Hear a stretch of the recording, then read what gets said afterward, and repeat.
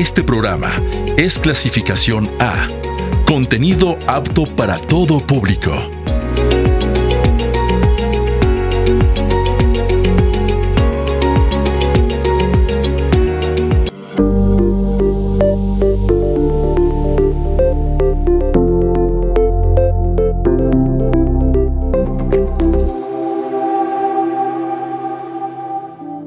La importancia de los padres y madres en la formación de los hijos en el ámbito universitario. El ingreso a la universidad marca el paso hacia la vida adulta, pero el apoyo familiar sigue siendo vital. Aunque los hijos ya son grandes, el respaldo emocional y los valores aprendidos en casa les ayudan a no rendirse ante las frustraciones académicas y a tomar mejores decisiones profesionales. Las doctoras Laura Hernández Martínez y Noemí González Ríos, docentes investigadoras de la Unidad Académica de Psicología de la Universidad Autónoma de Zacatecas, nos hablarán sobre las claves del papel de padres y madres de familia en la universidad, sobre el apoyo emocional, guía en valores y la transición a la autonomía. El reto de los padres es pasar del control total al acompañamiento respetuoso para fomentar la madurez. Porque educar es mucho más que transmitir conocimientos.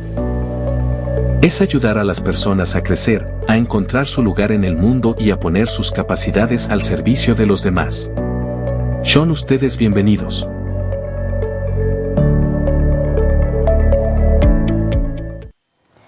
Hola, les damos la más cordial bienvenida a esta nueva temporada del programa Numerare. Es un espacio donde nuestros invitados nos dan a conocer información, conocimiento y la opinión sobre los temas que se abordan en este programa. Es un espacio de TV UAS, Canal 4, que está estrenando esta nueva vía de comunicación y donde se llegarán a mayores hogares dando información sobre el quehacer universitario. Muchas felicidades a quienes han contribuido para que este proyecto vaya creciendo y sea un orgullo para una comunicación entre toda la investigación y conocimiento que se produce en la Universidad Autónoma de Zacatecas y la sociedad. Felicidades a todos ellos. Y bueno, iniciamos este programa y esta temporada, que esperemos nos acompañen a lo largo de ella, con dos grandes investigadoras y docentes en la Unidad Académica de Psicología de la Universidad Autónoma de Zacatecas. Y bueno, ahorita una de ellas nos va a decir que aparte en otra unidad ella colabora. Y bueno, tenemos el gusto de recibir a la doctora Laura Hernández Martínez y la doctora Noemí González Ríos. Ellas son miembros del Sistema Nacional de Investigadores y muchísimas gracias por estar aquí y por compartirnos todos sus grandes conocimientos. Gracias. Sean ustedes bienvenidas. ¿Nos comentan algo sobre su formación? Sí, claro que sí. Bueno, de antemano, muchas gracias por la invitación, doctora. Buenos días a todos, a todas. Como ya lo mencionó, mi nombre es Laura Hernández. Yo soy psicóloga egresada de aquí, de la Unidad Académica de Psicología. También realicé la maestría en psicoterapia psicoanalítica en la misma unidad académica y mi doctorado en psicología y educación en la Universidad Autónoma de Querétaro. Como bien lo señalaba, pues pertenezco al Sistema Nacional de Investigadores, tengo un cuerpo académico junto con una de mis compañeras, el cual se llama Desarrollo Psíquico y Educación. Y actualmente pues soy docente investigadora de la Unidad Académica de Psicología. Gracias, doctora. Doctora Noemí. Muchas gracias, un gusto poder compartir este espacio con ambas. Bueno, pues ya me presentaron, soy Noemí González Ríos, soy docente investigadora de la Unidad Académica de Psicología y de la Unidad Académica de Docencia Superior en la Maestría en Tecnología Informática Educativa. Mi formación de base, soy licenciada en Psicología, egresada también de la Unidad Académica de Psicología de aquí de nuestra Universidad Autónoma de Zacatecas. Estudié una maestría en Tecnología Educativa, un doctorado en Tecnología Educativa y cuento con un postdoctorado en Educación con terminación en Currículo e Innovación Pedagógica. También formo parte de un cuerpo académico y también tengo la fortuna de formar parte del Sistema Nacional de Investigadores e Investigadoras. Y bueno, pues aquí estamos. Agradezco mucho la invitación, doctor. Agradecidos nosotros y es un honor recibirlas. Y si les parece bien, vamos a hablar sobre un tema muy importante: padre, madre, su papel en el desarrollo de los jóvenes en el ámbito universitario, como mencionamos en la intro. Pero antes vamos a ver un contexto de cuál es la problemática de los universitarios en México. Las invito a que lo veamos y enseguida regresamos para charlar con ellas. Por favor. La problemática de los jóvenes universitarios en México. Datos de la Secretaría de Educación Pública, SEP, indican que únicamente el 24% de los jóvenes mayores de edad en todo México se encuentran inscritos en alguna institución educativa de nivel superior. Proporción muy baja si se compara con los casos de países como Australia, Islandia o Corea del Sur, en donde más del 60% de sus jóvenes se encuentran cursando estudios universitarios. Además, el número de jóvenes que logran culminar con sus estudios es muy bajo. Según datos del Instituto Nacional de Estadística y Geografía, INEGI, solo 8 de cada 100 alumnos que comienzan sus estudios en la universidad logra terminarlos. La dificultad de acceso por cupos limitados. Instituciones públicas de alta demanda como la UNAM o el IPN rechazan a un porcentaje masivo de aspirantes cada año por falta de infraestructura. Brechas regionales. Estados como Chiapas, Guerrero, Oaxaca y Guanajuato presentan una enorme desventaja en la disponibilidad de espacios universitarios frente a la capital del país, así como la alta demanda en ciertas carreras, que obliga a las instituciones públicas a limitar el ingreso. Origen socioeconómico. Los jóvenes cuyos padres no cuentan con estudios universitarios enfrentan barreras estructurales mucho más altas para ingresar y mantenerse en la educación superior. Deserción y rezago académico. Abandono temprano. Una parte crítica de la deserción ocurre durante el primer año de la carrera debido a deficiencias formativas previas. Con más de 3 millones de abandonos universitarios en la última década. Déficit de bases. Existen rezagos importantes en comprensión lectora, redacción y razonamiento matemático acumulados desde la educación media superior. Presión económica. La necesidad de aportar ingresos al hogar obliga a muchos estudiantes a pausar o abandonar los estudios definitivos para incorporarse a la economía informal. Empleabilidad y futuro laboral. El valor de un título profesional y su capacidad para garantizar movilidad social han disminuido en comparación con décadas anteriores. Subempleo. Egresar de la universidad ya no garantiza un puesto formal, bien pagado o acorde a la profesión estudiada, lo que genera frustración y desaliento en la transición al mercado de trabajo. Otra situación que se vive en la actualidad son las presiones emocionales inéditas de esta generación, la que creció en un entorno digital permanente y la experiencia de la pandemia alteró sus experiencias de socialización. Durante la crisis sanitaria, más de 5 millones de personas dejaron sus estudios, según reportó el INEGI. Asimismo, existen situaciones extremas, como son los casos de las personas con discapacidad que no pueden sortear las dificultades de movilidad, por falta de accesibilidad en los centros escolares. Uno de los mayores desafíos que enfrenta la educación superior en México es lograr que 11.2 millones de jóvenes entre 18 y 22 años regresen a las aulas universitarias, afirmó el Dr. Gustavo Rodolfo Cruz Chávez, coordinador general de vinculación estratégica de la Asociación Nacional de Universidades e Instituciones de Educación Superior, ANUYES, durante la conferencia Panorama de la Educación Superior en México, Retos y Perspectivas. Bien, pues vemos que el reto de los jóvenes en este paso hacia la edad adulta y buscar su independencia no es nada fácil.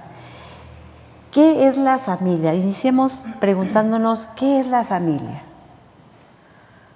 Bueno, hay muchas definiciones de familia.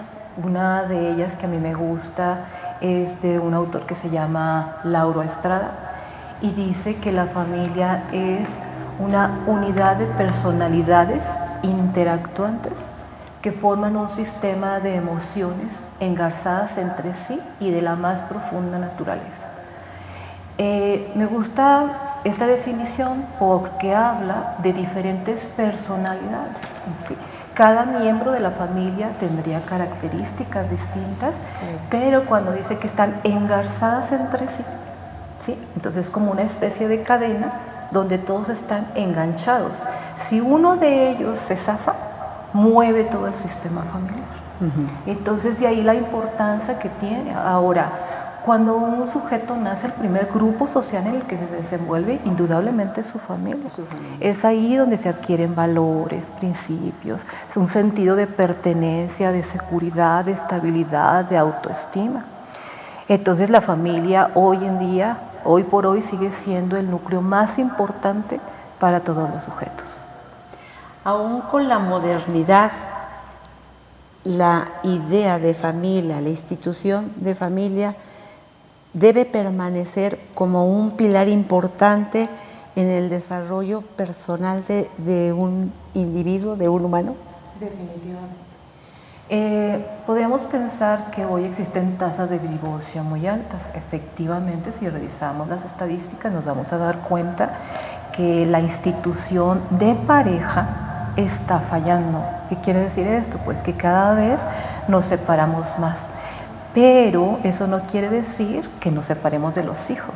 Una cosa es que nos podamos separar de la pareja porque algo no funcionó, porque hay cosas ahí que no pudimos compartir o convivir o generar un constructo juntos, pero de los hijos uno nunca se separa.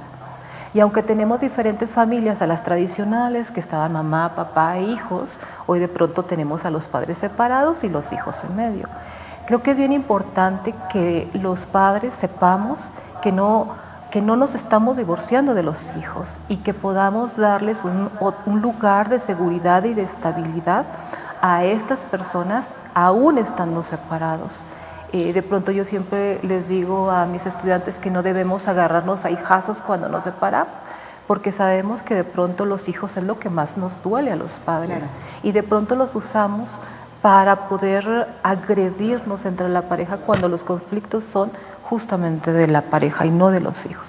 Entonces, a su pregunta en específico, sí, la institución de la familia sigue siendo importante y no diría que solo en los primeros años. Hay un autor que dice que los padres somos un yo auxiliar para nuestros hijos. Cuando hablamos de un yo auxiliar, de pronto nos referimos a un pequeñito de 1 año, 2 años, 3 años, y que el padre es una estructura formada, es un sujeto formado con una personalidad bien definida, y que ese chiquito que apenas se está formando, que apenas está creciendo y adquiriendo todo un contexto social, valores, principios, normas, es el padre el que lo va guiando. No te subas ahí, no metas los deditos ahí, no quieras caminar o subir 2 escalones porque de pronto lo quieren hacer. Entonces este padre es ese yo auxiliar para ese bebé en esa etapa de la vida. Y yo me pregunto, ¿hasta cuándo los padres dejamos de ser un yo auxiliar para nuestros hijos? Y lo pienso en nuestros estudiantes universitarios. Yo me pregunto, nuestros estudiantes, bueno, es que tenemos secundaria, preparatoria, licenciaturas, posgrados. Entonces yo pensaría, la etapa más complicada de la vida, y todos los autores coinciden, que es la adolescencia. Y es ahí donde los padres tenemos que estar más vigilantes de lo que nuestros hijos están haciendo. Y sobre todo en este tiempo donde hay muchas cosas que están al acceso de nuestros hijos, y estoy hablando de las redes, y que nos están invitando a hacer muchas cosas y las están poniendo mucho al alcance de la mano. Esos padres debemos de ser un yo auxiliar para nuestros hijos, para tratar de penetrar en ellos y concientizarlos de todos los peligros que corren. Y creo que es así hasta terminar la licenciatura, aunque tengan 19, 20, 21 años. No olvidamos que nuestro cerebro termina de madurar a los 25 años. ¿Sí? Hasta los 25 años. Yo siempre les digo a mis estudiantes, ¿a quién le pedirían un consejo en una situación compleja? A su par. Digo, su par tiene la misma edad que ustedes, su par tiene las mismas experiencias que ustedes, su par ha vivido lo mismo que ustedes. Digo, la persona más indicada para darles un consejo de entrada es alguien que lo sabe, y esos son sus padres. Segundo, es alguien que tenga mayor experiencia, que haya vivido más, que haya enfrentado circunstancias complejas, que pueda darles un buen consejo, una buena asesoría. Su par los entenderá en función del lugar que están. Pero un buen consejo, indudablemente sus mayores, sus padres, sus abuelos, sus tíos, estas personas que los aman y que no hay nada que quieran más que su bienestar y su felicidad. Entonces, seguimos siendo un yo auxiliar para nuestros niños y nuestros jóvenes y nuestros adolescentes y nuestros adultos jóvenes, indudablemente. Claro. Aquí habríamos de pensar en un cambio de paradigma, doctora, porque hay otras generaciones donde la familia, aunque estemos como perros y gatos, válganme la expresión, hay que estar unidos, aunque sea un entorno muy, muy complicado, ¿verdad? Eso es la familia. Cuando se desmorona, se desestabilizan esos eslabones que forman la familia. Ahora bien, en los últimos años, pues ya el papel de la pareja femenina ha cambiado. Hay que trabajar, estudia, busca una independencia de alguna manera económica, profesional, etc. Entonces el hogar ya no es aquel búnker emocional que se tenía. Empieza a cambiar y, como dijo la doctora, empieza a haber problemas, lo más sano mentalmente y en todos sentidos. Bueno, hay que separarnos, pero el pilar padre-madre, ahí habremos de entender que sigue siendo muy, muy importante. ¿Usted cómo lo percibe? Porque trabaja mucho con el nivel medio superior, doctora. Así es, todo esto es un aspecto fundamental. Ya decía la doctora Laura, la familia es esa unidad de personalidades interactuantes que van a estar unidas, engarzadas por fuertes lazos e incluso hasta por la parte consanguínea, ¿verdad? Sí. Sin embargo, la dinámica social, el avance que ha tenido la sociedad, la misma cultura, pues nos ha llevado a establecer distintos estilos parentales. Y de hecho, estos estilos parentales se van a integrar en distintas dinámicas de funcionamiento de la familia, lo que nos lleva a tener distintos tipos de familia. Entonces, los estilos parentales, evidentemente, cuando hablamos de estilo parental es papá, mamá. Papá, ¿sí? mamá. Sin embargo, también tenemos que entender que esta dinámica social nos lleva a tener otro tipo de familias. Ajá, no podemos ya hay pensar diversidad en la estructura. Exacto. No podemos pensar en la sociedad actual que seguimos siendo esa familia nuclear compuesta por papá, mamá y los hijitos y las hijitas, sino que ahora podemos tener una familia mamá, papá, mamá sola, papá solo. ¿Sí? Que sería un estilo monoparental, ¿verdad? Y bueno, pues también estas familias. Dentro de los estilos parentales, que esto es algo muy importante, vamos a encontrar distintos. Entre estos, lo más importante es que se pueda lograr un estilo parental autoritativo y que va muy relacionado a una familia estable. En el estilo parental autoritativo hay dos conceptos clave, el control y la calidez. El control significa no a ejercer violencia, no a supervisar en extremo, pero sí a poner límites. Y el afecto es algo muy importante, la parte afectiva, porque finalmente eso es lo que nos nutre, el abrazo, el cómo estás hoy, el cómo te fue hoy. Este es un estilo parental muy importante que se va a dar dentro de esta dinámica, que se tiene que ir trabajando porque esta interacción, a propósito de lo que comentaba la doctora Laura, uno de los autores, Giorgio Nardone, él habla de estos distintos modelos de interacción familiar, que a fin de cuentas las características de cada uno de sus integrantes le van a ir dando este matiz. Sin embargo, también hay estilos parentales autoritarios. Hay estilos parentales autoritarios donde en ocasiones esa autoridad ligada a situaciones de control, de coerción hacia el no desarrollo y al no permitir el desarrollo de cada una de las hijas y los hijos, pues eso les va a posibilitar que busquen justo en otras personas que a lo mejor tienen las mismas o peores circunstancias que ellos. Sí. Entonces, los padres... seguimos siendo los padres, pero podemos ser unos padres amigables, Unos padres en los que nuestros hijos nos tengan la suficiente confianza, ¿verdad?, para que nos permitan estar presentes y acompañarlos en este proceso de desarrollo, sobre todo cuando están en el nivel medio superior y en el nivel superior. Entonces, estos estilos se van a dar muy de una manera acorde a cómo desde que se empieza a configurar la familia se están desarrollando. Fíjese que otro modelo muy presente en nuestros días, y lo vemos cuando trabajamos en educación básica, es estos estilos democrático-permisivos. Son estilos muy de donde el niño puede tomar la decisión, la niña puede tomar la decisión. Son niños. Y el adulto somos nosotros somos los adultos. Exacto. Y por lo tanto nosotros somos los responsables de permitir ese sano desarrollo y expresión de sus emociones, pero no podemos dejar todo a la democracia. Imagínese que una niña le diga, no, yo ya no quiero comer porque quiero ser esbelta. No, es que eso no se negocia.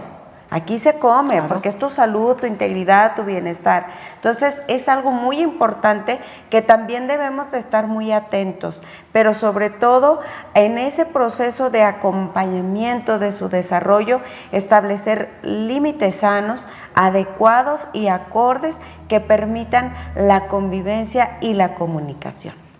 El liderazgo de formación totalmente es padre-madre. Así es. Aquí, para redondear este ámbito, el asidero del ser humano, la familia, en los últimos años, yo me imagino, ustedes como expertas en la psicología, me imagino que la clínica ha cambiado el análisis. Por ejemplo, hay mucha tendencia a la separación de los padres. Entonces, ahí cómo resanar emocional, mentalmente, a que los jóvenes asuman que la vida familiar se hará a distancia y en puntos diferentes de sus padres, que lo asuman y que no sientan el abandono, que no sientan que están desprotegidos, que no sientan que sigue existiendo ese cordón, si no umbilical, sí, ese cordón de conducción, y no solamente a los 20, 30, 40, hasta que existan sus padres, ¿no? O sea, ahí cómo asumirlo. Ese es uno. Otra idea, efectivamente, a lo mejor ya nada más hay papá o mamá o igual sexo en las familias. Eso también es un reto importante de asumir por el hijo, porque si mal no sé, la mamá define ciertos rasgos de la personalidad, el padre también los induce, y de ahí hay una unión para tener una personalidad estable en un ser humano. ¿Ustedes cómo lo ven con estos cambios de la sociedad que pues cada día se ven más ¿qué será? Más agudos, más diferentes? Los aspectos de familia son diversos. ¿Qué nos pueden decir para cerrar esta primera parte? Bueno, eso me lleva a pensar otra vez en el autor que señalaba al principio de las características de las familias funcionales. Y uno se pregunta, bueno, ¿cuál es una familia funcional? Exacto. ¿Cuál es una familia que podemos decir? En psicología nunca hablamos de salud mental tal cual. Siempre va a haber, la vida no es una línea recta, la vida siempre va a tener subidas y bajadas. Y una familia, digámoslo, funcional, tiene 5 características. Una de ellas es una buena comunicación. Y ahí quiero centrarme en esta pregunta que usted hace: ¿cómo lograr que los jóvenes de padres separados puedan asimilar de mejor manera la separación de los padres? Creo que algo bien importante justamente es la comunicación. El poder entablar una buena comunicación con sus padres, el que los padres puedan explicarle, incluso a hijos pequeños, por qué se están separando.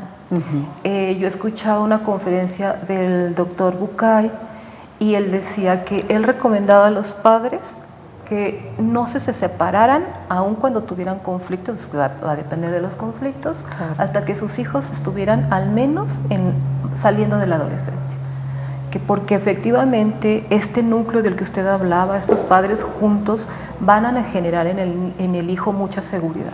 Pero creo que también depende de mucho de cómo lo manejen. Hay algo que creo que es muy complicado de que una pareja decida no separarse, y eso es cuando hay agresión. Cuando hay violencia por parte de alguno de los dos y los hijos están viendo eso, uno se preguntaría, bueno, ¿en qué contexto están viviendo? ¿Y qué sería mejor, que se separaran o estar viviendo en un contexto de violencia y de agresión, donde va a generar mucha ansiedad y mucha angustia a los niños, sobre todo cuando están pequeños? Entonces creo que la base es una buena comunicación, que los hijos puedan entender que sus padres ya no están logrando coincidir como pareja, pero que ellos pueden seguir contando con uno y con el otro. Creo que eso es bien importante. Ahorita yo me preguntaba, ¿para quién sería la atención? Si para el chico, y me refiero a un chico universitario, o para los padres. O para los padres, sí. Incluyendo, no se diga, con niños. Y creo que aquí deberían de tener una atención ambos, pero los padres creo que tienen que estar muy bien asesorados para ver cómo van a manejar de entrada la noticia y posteriormente la relación con este hijo.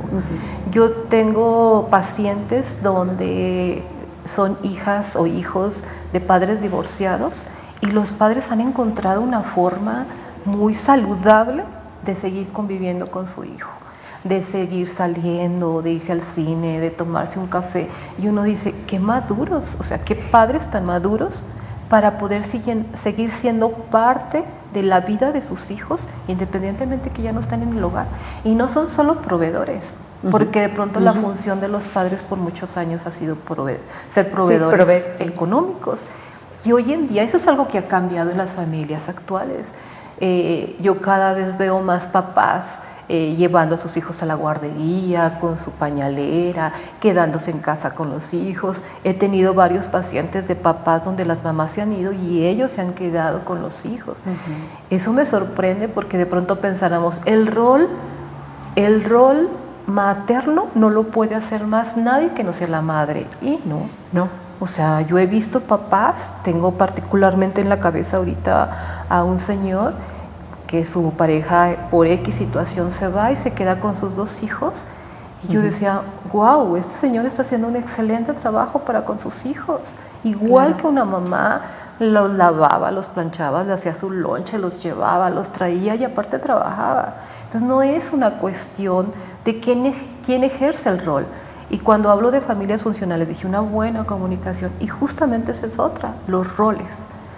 Roles claros. Cuando hablamos de familias del mismo sexo, por su segunda pregunta, bueno, hay ahí también roles. Aunque sean 2 mujeres o 2 hombres, uno ejerce una función más maternal, ¿sí? Y otro ejerce una función más de autoridad, de ley, que esa sería la función del padre. ¿No? Este lugar de poder introyectar en los hijos lo que nosotros llamamos como super yo, que en términos comunes sería valores, principios, moral, autoridad, ley, que cada vez, por cierto, yo la veo más, ¿cómo decirlo?, aplanada, disminuida en las generaciones ¿Más actuales. tolerante? Son más tolerantes, pero son menos autoritarios. Yo recuerdo, todos yo creo que hemos visto el cine de oro mexicano y esas películas hermosas de Pedro Infante, donde el padre con la mirada lo sentaba. Sí, regía. Así es. Y hoy vemos a los papás diciéndole a sus hijos, mijo, siéntese. Ya no, aún en casas ajenas los niños pueden andar brincando y saltando, y el papá ya no tiene la fuerza para poner una autoridad. Creo que eso se ha perdido, y eso es algo bien importante. Psíquicamente, estructuralmente, eso es algo bien importante. Sí. Y creo que las mujeres, con esta nueva incursión en el mundo laboral remunerado, porque las mujeres siempre hemos trabajado, o sea, no es que no lo hayamos hecho, la casa es un espacio de trabajo y un trabajo fuerte, y que no es remunerado, por cierto. Por cierto. Sí, ya hemos hablado de eso aquí. Sí. No, pero las mujeres siempre hemos trabajado, y hemos trabajado en muchas cosas, ¿no? Sí. Basta darnos una vuelta en la historia, un recorrido por la historia, vamos a ver que las mujeres en el campo ayudando a los padres de 1000 maneras. Sí. Pero con la inserción de la mujer al mercado de trabajo remunerado, pareciera que salimos de casa y dejamos a los hijos. Y yo he dicho mucho que pareciera que el hombre no caminó junto con nosotras. Nosotros caminamos. No evolucionó en el sentido del compromiso. Sí, como familiar. que se quedó. Entonces, no se trataba de que las mujeres nos involucráramos en el mundo laboral y olvidáramos la crianza. Creo que es ahí donde está el error. Las mujeres debemos encontrar, yo decía, hoy tenemos un triple rol, creo que estábamos mejor antes. Cuando solo nos dedicamos a trabajar, o nos dedicamos a trabajar, la casa, los hijos, la pareja, y dar el ancho en todo. Así que, como dice ese dicho, el que mucho abarca, poco aprieta. O sea, sí tenemos que ser muy hábiles para poder seguir estando presentes en casa y ser esa fuente de afectos, como lo decía la doctora, que por cierto es otra de las características de las familias funcionales, muestras claras de afecto.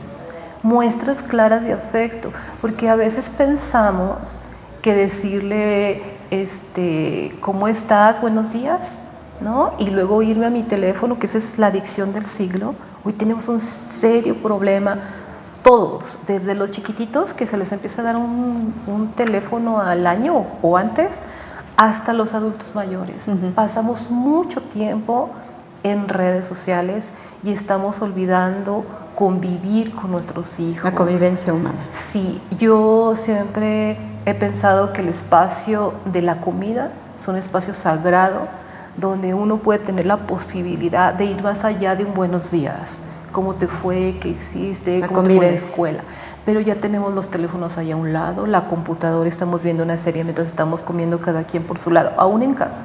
No se diga en los restaurantes porque es igual. Es igual. Entonces la familia es un espacio de seguridad para todos. Si no logramos, si estas sociedades no logramos retornar a ese lugar con estos roles claros, con este rol de mamá, papá, independientemente que sean dos mujeres, dos hombres, que ejerzan las funciones de ser proveedores de salud emocional, yo no sé a dónde vamos a parar. Perfecto. Vamos a una pausa y enseguida regresamos, pero antes los invitamos a que vean las efemérides de la ciencia del día de hoy y continúen con esta interesante plática con nosotras. Efemérides de la ciencia. En un día como hoy, 18 de agosto, en 1709, primer globo de aire caliente. El sacerdote portugués Bartolomeu de Gusmão realiza la primera prueba en interiores de un globo impulsado por aire caliente. En 1829 se prueba en Honesdale, Pennsylvania, Estados Unidos, la primera locomotora que funciona en el hemisferio occidental. Dicha máquina se llamó Stourbridge Lion y fue construida en Inglaterra por la Delaware and Hudson Canal Company. En 1868 el astrónomo francés Pierre-Jules César Janssen detectó por primera vez el helio al analizar la luz de la cromosfera del Sol con un espectroscopio durante un eclipse total en Guntur, India. Fue el primer elemento químico hallado fuera de la Tierra antes de encontrarse en nuestro planeta. En 1903 Carl Jatho hace un vuelo en un aeroplano con motor ante 4 testigos. En 1931 nació en Colchester, Inglaterra, un hombre cuyo intelecto y creatividad dejarían una marca imborrable en el mundo de la física y las matemáticas, Sir Roger Penrose. En 1932 nace Luc Montagnier, médico francés. En 1983 describe e identifica con su equipo del Instituto Pasteur el virus del síndrome de inmunodeficiencia adquirida, enfermedad causada por el virus VIH que ataca al sistema inmunitario, lo que fue uno de los mayores descubrimientos del final del siglo XX. Día Mundial de la Prevención de Incendios Forestales. Su objetivo principal es crear conciencia global sobre el peligro y la destrucción que causan los incendios en los ecosistemas, recordando que la gran mayoría de estos siniestros se pueden evitar con la participación de todos. Efemérides de la ciencia.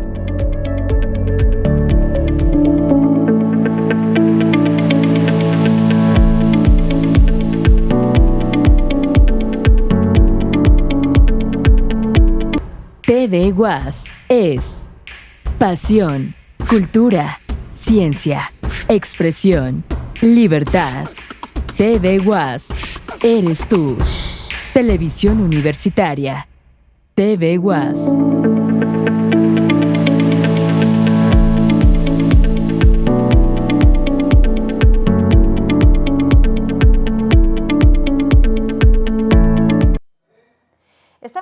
programa Numerare y conversamos sobre el papel importante que deben desempeñar padre y madre en los jóvenes en el ámbito universitario. Y tenemos el gusto de recibir y de platicar con la doctora Laura Hernández Martínez y la doctora Noemí González Ríos, ellas docentes investigadoras de la Unidad Académica de Psicología. Bueno, continuamos con esta conversación. Doctora Noemí, ya pensamos que sí puede existir una familia funcional, aún con sus diferentes posibilidades, pero sí se puede buscar esa comunicación, ese equilibrio, ese punto de armonía y de buen desarrollo mental de los integrantes de la familia. Uh-huh. Cuando los chicos ya deciden dar ese salto de la educación media superior, las preparatorias, y deciden, bueno, sí quiero desarrollarme y prepararme académicamente, el salto a la universidad, por lo que vimos en el reportaje, pues tienen muchos retos. ¿Cuál es el papel de padre, madre en este salto? Sí, esa es una pregunta muy importante y que qué bueno que hay estos espacios para que los papás y las mamás podamos comprender que nuestros hijos e hijas al ingreso a la universidad van a enfrentar distintos cambios. Estos cambios pueden ser, pues de entrada académicos, porque no es lo mismo el nivel medio superior al superior, claro. Emocionales, por supuesto, sociales. Entonces todos estos cambios se van a experimentar al ingresar a la universidad y la familia, que pueden ser papá, mamá, los hermanos, las hermanas, pues deben estar preparados, ¿verdad?, para implementar una serie de acciones o de estrategias de acompañamiento que favorezcan esa autonomía que va a comenzar a desarrollar un joven que ingresan a la universidad. ¿Por qué? Porque van a cambiar su manera de aprender, de socializar, de tomar decisiones y de poco a poco ir construyendo su plan de vida para lograr en algún momento dado su autonomía y hacer responsables de su propia vida. Es decir, la familia como tal, papá, mamá, hermanos, hermanas, tenemos que acompañar para que se dé ese proceso de transición a la autonomía y para que no existan esos factores de riesgo, justo como veíamos ahí en el reportaje, ¿verdad? ¿Cuáles pueden ser esos factores de riesgo? Primero, que no tomó la decisión más adecuada al ingresar a esa carrera, la no adecuada opción vocacional, que comience a tener, que no administre adecuadamente su tiempo y comience a tener rezago, ¿verdad? O a reprobar las asignaturas, que no logró adaptarse o no está logrando adaptarse al ambiente universitario. Sí. Que se le está dificultando establecer relaciones con un maestro o maestra, que no es lo mismo que en la prepa o en la secundaria, no, ¿verdad? No es igual. Entonces, todos estos aspectos, estos cambios se van a dar en estas dimensiones que mencionaba, académica, personal, social e incluso familiar, porque va a implicar una mayor responsabilidad y hasta cierto punto una mayor autonomía, ¿verdad? Solo que los padres, y vuelvo al punto de papá y mamá, los padres no debemos olvidarnos de qué es lo que necesita nuestro hijo en ese momento. Yo pienso, por ejemplo, en un papá y en una mamá que tienen un hijo de 9 meses, ¿verdad? Un pequeño de 9 meses, pues no puede valerse por sí mismo, hay que cuidarle su salud, su alimentación, el afecto, las palmaditas, ¿verdad? A lo mejor el que ya va a la primaria, pues hay que prepararle su lonche, hay que ayudarle a peinarle, dejarle ya ahí el uniforme, porque él ya se viste o se viste solita. Entonces, son distintos factores y distintas necesidades. ¿Qué necesita un estudiante que viene a la universidad? Ese acompañamiento, el estar juntos, esa convivencia, el afecto. Si algunos padres o madres les decimos a nuestros hijos que queremos que lleguen temprano, que queremos que se cuiden, no es porque queramos controlarlos, y hay que decírselos así, es porque los queremos, es porque te quiero, porque me preocupa que tú estés bien. Eso es todo, ¿verdad? Finalmente ellos estarán aprendiendo a asumir una mayor responsabilidad, a tener una menor supervisión directa, ¿no? A lo mejor en la primaria, en la secundaria, todavía en la preparatoria, ya hiciste la tarea, a ver, ya tienes la libreta, en la universidad ya no. Ya no van a tener eso. Ya no van a tener eso, pero sí tenemos que estar atentos a qué es lo que necesita, así como estábamos atentos al bebé de 9 meses, ¿qué necesitaba? ¿Qué necesita ahora en la universidad? Creo que esos son factores muy importantes para que ellos vayan logrando esa mayor independencia y vayan concluyendo esa construcción de identidad que los va a definir como seres humanos, como personas, y que van a ser parte de una sociedad activa que necesita jóvenes comprometidos, jóvenes profesionales, pero que no se olviden de ser personas. Y que ese ser personas parte de la familia y de la relación y la interacción que van a tener con su papá, con su mamá, con sus hermanos, con sus hermanas, e incluso, ¿por qué no?, con la familia extendida. Claro. Qué bonita es esa familia extendida que acompaña, que apoya a las abuelas, los abuelos, las tías, los tíos, las primas, toda aquella familia que la verdad, ya lo decía la doctora Laura, es bonito recordarlas y verlas en aquellas películas del cine mexicano, ¿verdad? Sí. Hay una película que les recomiendo que vean, y eso creo que nos va a hacer reflexionar mucho. Se llama Una familia de tantas, con Joaquín Pardavé.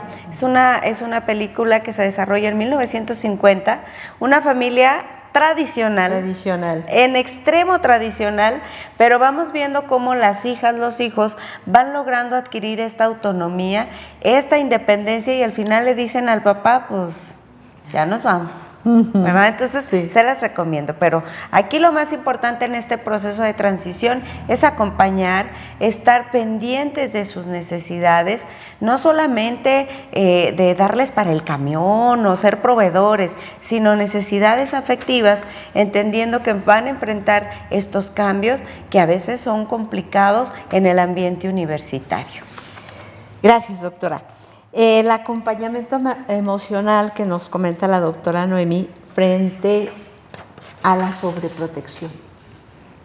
También es muy importante que se delimite, ¿verdad?, el papel de papá, mamá, y no ir más allá, en lugar de ayudar, que sea excesivo y entonces se vuelva un entorno pues negativo, esa sobreprotección.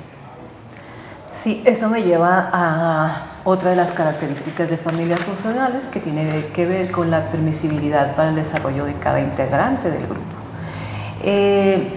Efectivamente, la sobreprotección limita. Yo trabajé algún tiempo con personas con discapacidad y ahí se puede ver mucho la sobreprotección. Sí. Sobre todo después de haber adquirido, no me refiero necesariamente a una discapacidad de nacimiento, sino adquirida. Y cómo la familia, de pronto después de tener un hijo sano que brincaba, que saltaba, que hacía todo, ahora está con ciertas limitaciones.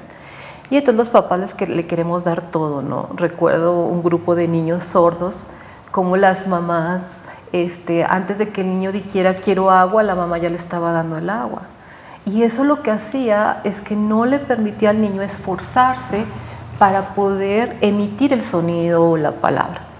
Y eso mismo lo llevó al campo de nuestros estudiantes. O sea, hasta dónde los papás con jóvenes que ya están encontrando un camino, que de alguna manera ya, inclusive ellos lo dicen, ¿no? O sea, yo ya estoy grande, ¿no? Ya déjame, ¿por qué me estás vigilando? ¿Por qué me estás cuidando? Porque la línea a veces es muy, muy delgadita entre la cuestión de que se sientan vigilados, a que podamos darle su espacio. Creo que tenemos que ser los papás muy, muy astutos para poder, como decía ahorita la doctora, hacerles sentir que no los estamos vigilando, sino que nos importan, y que si les preguntamos dónde estás, a qué horas llegas, no es porque los querramos controlar, sino porque nos preocupan. Y creo que también hay que ir soltando poco a poco, ¿verdad? O sea, lo decía ahorita cuando empezamos, a un niño de 3, 4 años, pues no le vamos a decir, bueno, mijo, que le vaya bien, váyase al preescolar. Vamos, lo llevamos. A nuestros estudiantes universitarios pueden irse, tomar la ruta. De hecho, es bueno, ¿eh? De hecho, yo creo que ellos puedan empezar a encontrar su camino implica eso, implica irlo soltando en pequeñas cosas. Por ejemplo, el trasladarse a sus escuelas, el poder tener cierta libertad. Y yo creo que otra vez retomo la cuestión de la comunicación. O sea, la comunicación es básica. Si podemos decirle a nuestros jóvenes, concientizarlos de las serias dificultades que hay ahorita con problemas de alcohol y de otras sustancias, no es te prohíbo que tomes, ¿no?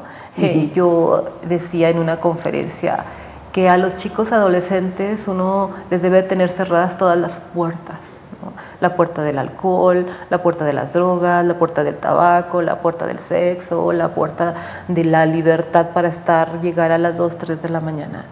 Pero también tenemos que hacerles saber que en algún momento esas puertas se van a abrir y que se van a abrir cuando él tenga la madurez para poder hacerse cargo de las consecuencias y saber y tomar conciencia de que ciertas de esas puertas le van a generar un problema y un conflicto, y él decidirá cerrarlas. Entonces, creo que aquí la base es la comunicación y de los dos, del papá, de la mamá, porque a veces, como decía en los roles, la figura, la autoridad, yo estoy convencida de eso, debe seguir siendo el padre. Creo que las mujeres, nuestro lugar, si bien es cierto que hoy cada vez tenemos más fuerza en la familia, creo que no debemos restarle la autoridad al padre. Y creo que tenemos que ayudarlo a que siga siendo su función. Así ha sido, eso es la naturaleza, ¿no? Él ha sido la autoridad, y eso no quiere decir que yo sea menos, y eso no quiere decir que yo no pueda decirle a mi hija, pero él es la ley y él la autoridad, y él debería estar presente, educando a sus hijos, siendo parte de su vida, participando. Y de forma activa, porque a veces las mujeres en esta lucha que pareciera que de pronto tenemos en contra de la figura masculina, hemos querido ocupar el lugar de ellos hasta en eso. No, jamás hay que hacerlo. No, nosotras somos complementarios. Nos complementamos. Así es. No estoy por encima ni por abajo de él. Somos a la par, y si vamos juntos, no solo en el camino de la vida, sino en el camino de la educación de nuestros hijos. ¿Los dos los crearon? Sí. Los dos deben de educar. Definitivamente. Oiga, ya para cerrar, por lo que menciona la doctora sobre, rápidamente quiero mencionar esto. Se inicia un nuevo semestre en la universidad, hay chicos de nuevo ingreso, ahorita es un número muy grande por ser un semestre impar. Entonces, muchos chicos vienen de lugares de fuera. Yo siempre les pregunto de dónde son, y son contados los que son de aquí de Zacatecas o cercanos aquí. Entonces, la gran mayoría, yo creo que también sucede en su unidad, son de fuera. Entonces, mucho cuidado, chicas, chicos, con sentirse solos.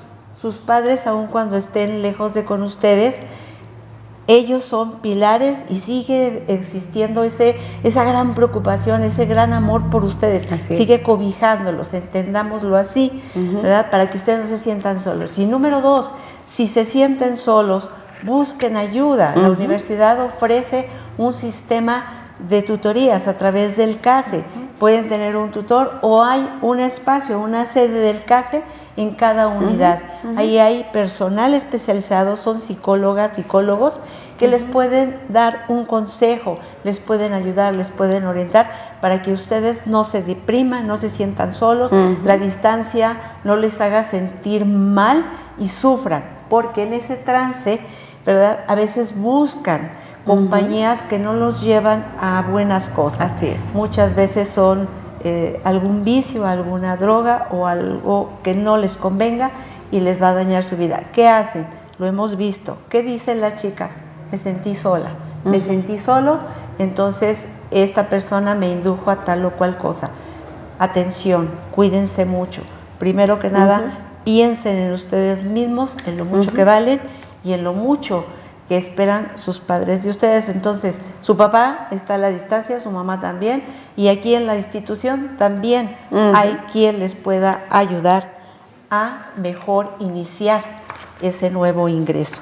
Para cerrar, ¿cómo fomentar en todo esto la independencia? Ya me voy a tomar, me voy a hacer acá, etcétera. El fomento de la autonomía, la responsabilidad y la madurez. Los papás en esta trayectoria, pues que no es fácil, ¿verdad? Si no hay una cierta madurez. Ya para cerrar, doctora, y luego usted, doctora, sí, o usted, como ustedes. Bueno, si gustan. Sí, qué importante. Al inicio de mi participación yo decía que la familia tiene que identificar cuáles son aquellas estrategias que le pueden dar coadyuvar a este proceso de formación de los hijos e hijas en la universidad. Yo les propondría 5 acciones en concreto. Primero, saber escuchar. También eso es bien importante. Creo que una base de una buena comunicación es saber escuchar, porque luego queremos aconsejar y no sabemos de qué se trata. Entonces, primero escuchemos, porque no toda conversación con nuestros hijos e hijas necesita que les demos una solución. A lo mejor nada más necesitamos escuchar. Hay que aprender a escuchar aún y cuando estemos en la distancia. La segunda es preguntemos antes de intervenir. Y esa pregunta pudiera ser, ¿quieres que te escuche o quieres que juntas, pensemos qué se puede hacer? Creo que esa también es una parte muy importante. La otra es promover autonomía, porque esas puertas que dice la doctora Laura van a estar siempre, ¿verdad? Siempre, y va a depender de sus valores, de la formación y el acompañamiento que haya tenido. Pero en este promover autonomía, también como padres tenemos que permitir que vayan enfrentando consecuencias razonables de sus decisiones. Exacto. Eso también es muy importante, porque luego como papá y como mamá, ahí vamos. Por eso yo hablaba de este estilo democrático permisivo, pero también el hiperprotector de no, a ver, pues ¿qué pasó con mi hijo? Óigame, no, usted maestro, maestra. No, también hay que permitirles que se hagan responsables de sus decisiones. Y la otra que es muy importante, y la doctora Laura ha hecho referencia a ella, pues es establecer esta comunicación, pero sin que se vea como ese control. Simplemente interesarnos por su vida universitaria también, por sus maestros, por sus calificaciones, por el ambiente universitario que se vive, reconocer el esfuerzo que están llevando a cabo, desde levantarse temprano, desde iniciar sus clases a las 7 o a las 8 de la mañana, desde estar todo el día o con horarios que a veces no son continuos. Y que también los padres estén informados, qué bueno que lo mencionó, porque no solamente los estudiantes, también los padres estén informados de que existe un programa institucional de tutorías donde las y los docentes investigadores están formados para brindar ese acompañamiento académico a sus hijas e hijos, que haya atención psicológica, que la universidad cuenta con estos espacios para atención psicológica desde el Centro de Aprendizaje y Servicios Estudiantiles o los centros de servicios psicológicos de la Unidad Académica de Psicología, que se acerquen a las becas y apoyos institucionales, porque dentro de las problemáticas también veíamos que una de las causas de abandono pues es por los recursos económicos, ¿verdad? Sí. Afortunadamente ahora hay muchas becas y apoyos institucionales, que se acerquen con nosotros, los docentes, las docentes, a conversar respecto de la vida de sus hijos e hijas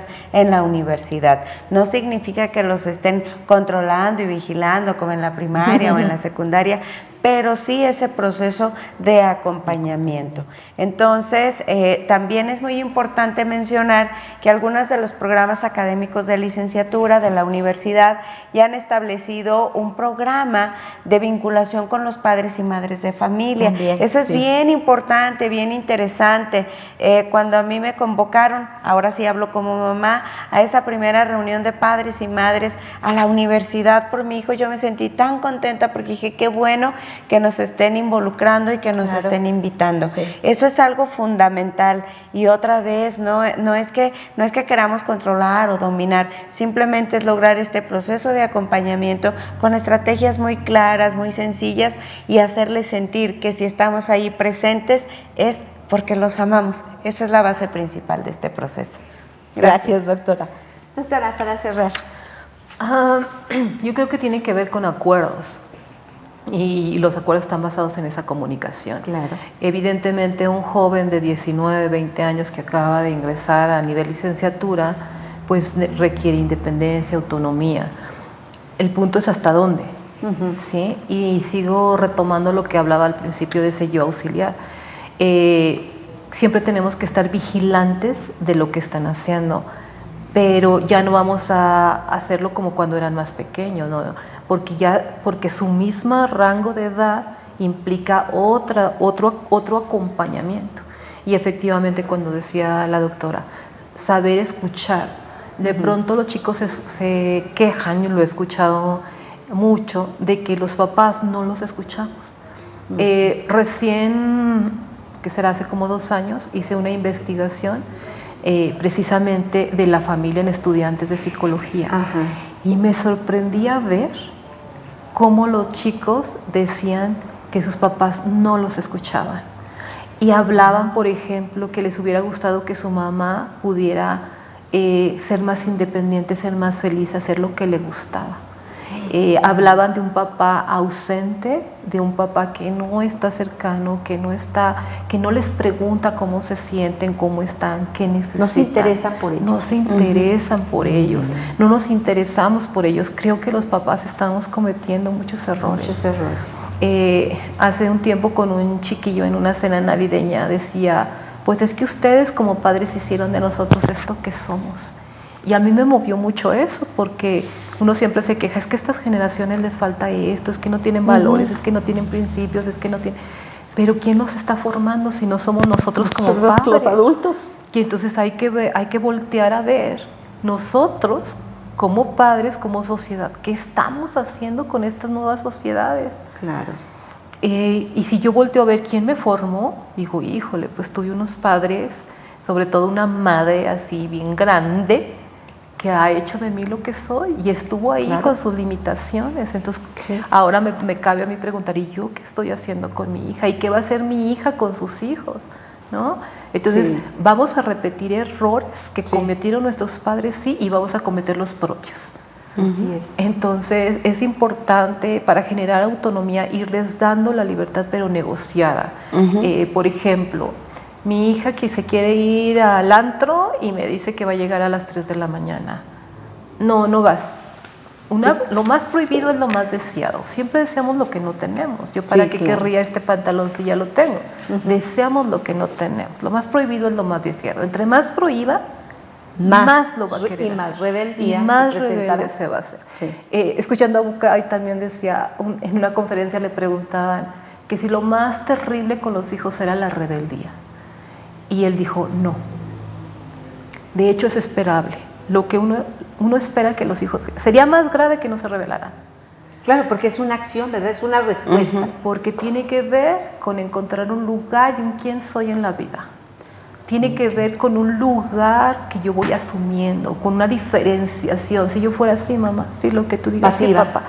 Eso es más terrible o más difícil. Peligroso. Sí, es más peligroso. A que él se rebele, porque en esa rebeldía está encontrándose y encontrando un lugar. Entonces quien le hacía la entrevista le dice, entonces es el grado de rebeldía. Dice, eso es diferente. No es que se rebelen, porque no son una copia mía. Claro. ¿Verdad? Y están encontrando su lugar en el mundo. Y es importante rebelarse. Ahí hay un pensamiento crítico, analítico, ¿verdad? Que lo hace actuar, y eso es bueno, porque está pensando. Se está individualizando, está encontrándose. Claro. ¿Sí? Pero ¿hasta dónde se rebelan? Eso es lo peligroso. Eso es lo peligroso. Eso es lo peligroso. Por eso cuando digo, hay que negociar. Ok, sí puedes ir. Y no le voy a decir, pero llegas aquí a la 1 de la mañana. A ver, ¿a qué horas te parece bien? Tú ponle horario y lo cumples. Pero eso también tiene que ver, mi hija siempre me dice, es que tú me lo prometiste. Si tú me lo prometiste, tú me lo cumples. Pero entonces yo también se la puedo devolver. Así es, tú lo prometiste, tú dijiste. Cúmplelo. Entonces también lo cumples. Y ahí va la responsabilidad implícita. Sí, Y ahí va esta cuestión de congruencia. ¿Cómo le digo a mi hija, no fumes, ma? O no fumes, hija, y luego yo estoy ahí. Oye, ya no estés tanto en las redes, todo el día estás metida ahí, y me ve a mí todo el tiempo metida en la computadora. ¿Por trabajo o no por trabajo? Porque ahora, recuerdo cuando yo empecé a trabajar, eso se me hizo muy bonito porque precisamente en ese lugar de discapacitados, yo iba saliendo con un bonche de expedientes. Era mi primer trabajo. Y pues ya saben, ¿no? Cuando uno inicia así como que iba saliendo ya mi jornada y iba con mi bonche de expedientes porque pues no quería empaparme. Y me para uno de los compañeros. ¿Y a dónde vas? Pues yo me voy. ¿Y esos expedientes? Dije, es que los voy a revisar. Dice, no te lleves trabajo a tu casa. A tu casa. Dice, este espacio es para trabajar, tu casa es para descansar. Eso es verdad. Y como que algo movió en mí y fui y regresé los expedientes. Sí. Porque luego somos muy dados, y más en el ámbito universitario, porque es demandante, es estresante. muy demandante, y creo que a veces no tenemos con la madurez para separar lo que es mi casa, mi espacio, mis hijos, mi familia, de mi trabajo. Mi trabajo, sí. Entonces, queremos que nuestros hijos sean hijos presentes, cercanos, que se vayan menos a cosas que no queremos independencia, pero al mismo tiempo que se cuiden. Creo que tenemos que ser padres más presentes, menos buscar la forma de ser los primeros que nos quitamos la adicción, esta adicción del siglo que les comentaba, las redes, y poder compartir más con ellos. Y más en espacios públicos, me refiero a poder ir a caminar, me refiero, porque esos espacios hacen que no vaya con el teléfono a un lado, ¿no? Podemos ir al cerro a caminar. Se va desintoxicando. Exactamente, es eso, una adicción, una severa adicción se quita. La primera etapa es desintoxicarnos. Sí. Y eso es duro, no es una tarea sencilla, cuesta. Es un reto. Pero debemos empezar por nosotros como padres. Así es. Somos el ejemplo. Sí. Pues yo con esto, doctora. Pues muchísimas gracias, ha sido un gusto. Y bueno, papá, mamá, si hay alguna situación, busquen la ayuda en los centros psicológicos que tiene la Unidad Académica de Psicología. Hablen con sus hijos, vayan buscando una mejor comunicación para que sus hijos también se desarrollen emocionalmente estables y sean ciudadanos del mañana muy exitosos, no solamente en lo material, sino realizados como personas. Esperamos haber compartido información importante y valiosa para ustedes y les agradecemos su compañía. Hasta la próxima.